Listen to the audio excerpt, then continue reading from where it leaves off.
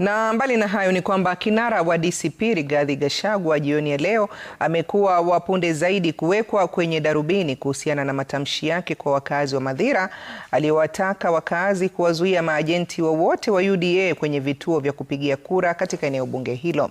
Gachagua ametoa matamshi yake hapo jana huko Wamunyoro katika kaunti ya Nyeri. Mimi nataka niseme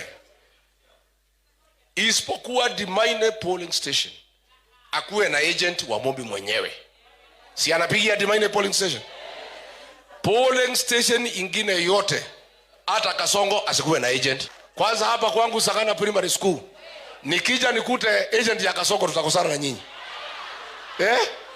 Wapi watu ya Sagana Primary School? Wapi watu ya Sagana? Watu ya Sagana tusipate hapa akuwe na agent. Na hapa Irori na Karatina kwanza kwa soko sitaki kusikia agent wa Kasongo. Anyimwe akose agent, si ndio?